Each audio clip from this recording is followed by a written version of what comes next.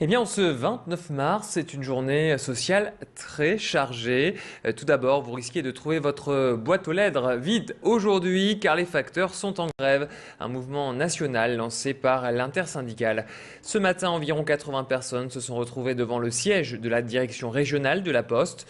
Au cœur de leur grogne, les 11 500 suppressions de postes l'an dernier, malgré un bénéfice en hausse de 3,5%. Ils dénoncent également des dégradations de leurs conditions de travail. Ils réclament des embauches et des hausses de salaire. Alors on va écouter ces agents de la Poste qui étaient donc en train de manifester ce matin au micro de notre reporter Élodie Bernachon. On déménage, on réduit le personnel, et ce qui fait que la santé des agents en compatit. Ils suppriment des emplois, donc on est de plus en plus moins nombreux à effectuer les tâches. Et ils redéfinissent en fait les tâches à effectuer, donc le temps à effectuer certaines tâches diminue. Donc on a le même travail mais pour moins de temps possible, en étant toujours moins nombreux. C'est-à-dire les guichetiers peuvent travailler sur plusieurs bureaux de poste et des fois dans la même journée. Le matin, ils font un bureau de poste et des fois, ils font un bureau à 5-10 km de là. On a des gens qui sont aussi très perturbés et certains d'ailleurs aujourd'hui sont aussi en dépression car il y a aussi un management par le stress qui s'établit avec la hiérarchie. Et en ce mardi, les magistrats et les avocats du barreau de Lille sont également en grève. Cet après-midi, ils sont appelés à une grande manifestation nationale à Paris.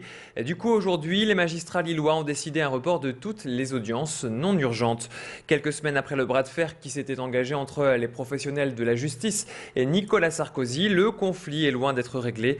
Magistrats et avocats dénoncent toujours des conditions de travail difficiles et un manque de moyens. Et puis cet après-midi, les psychologues manifestent également devant l'ARS, l'agence régionale de santé basée à Lille. Un mouvement également national pour protester contre la dégradation de leurs conditions de travail et la prise en charge de plus en plus médicale qu'on leur impose dans leur métier.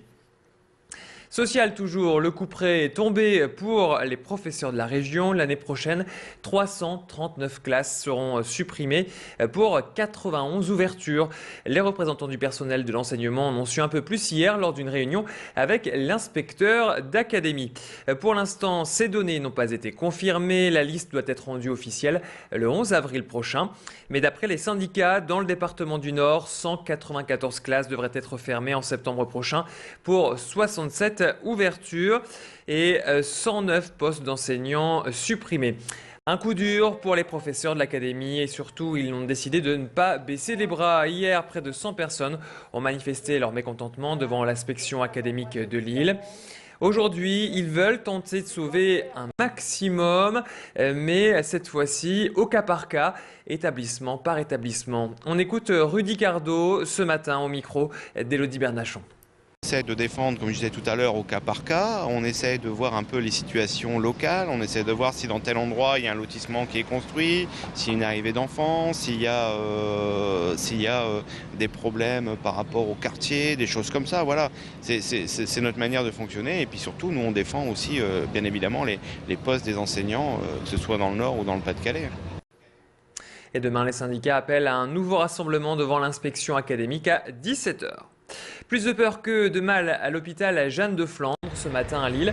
Vers 5 h, un incident s'est déclaré dans un local technique situé dans le sous-sol de l'établissement.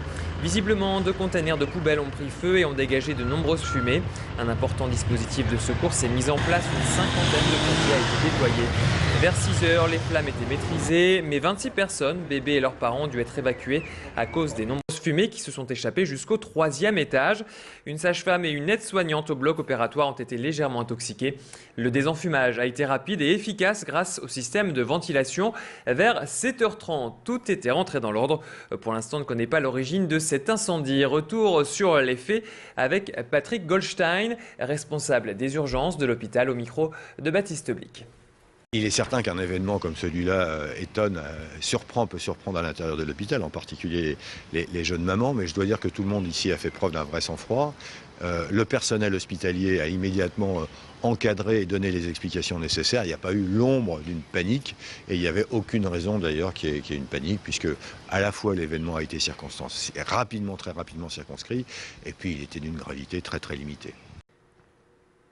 Retour sur les cantonales, les choses se précisent pour Patrick Kanner.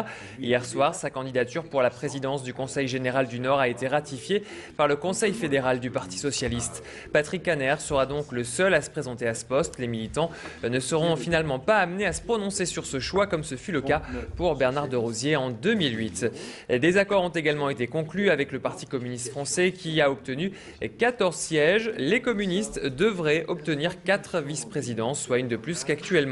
Les modalités doivent être arrêtées mercredi soir, mais cet accord était nécessaire pour le PS qui n'a plus la majorité absolue après avoir perdu 6 cantons. Alors on va écouter Patrick Kanner à ce sujet au micro de notre reporter Baptiste Blic. Il revient sur cet accord avec les communistes. Faisons avec beaucoup de volonté de dialogue avec le Parti communiste. Aujourd'hui, le Parti communiste sort renforcé de cette échéance. Nous avons perdu quelques cantons, malheureusement, naturellement, et personne ne peut le nier, et nous-mêmes en premier.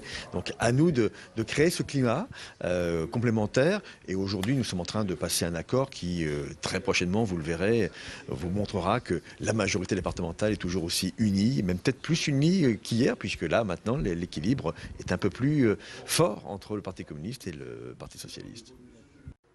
Et on termine ce flash avec des nouvelles du LOSC. Rudy Garcia devrait prolonger son contrat avec le club. C'est Michel Sédou, le président du LOSC, qui a annoncé à la presse que les négociations étaient terminées avec l'entraîneur lillois et que les choses devraient être officialisées dans les prochains jours. Ce soir, Adil Rami va une nouvelle fois voir la vie en bleu. En effet, le défenseur du LOSC devrait être sur le terrain pour le match amical de l'équipe de France contre la Croatie. Coup d'envoi à 21h au Stade de France. C'est la fin de ce flash. Tout de suite, la météo.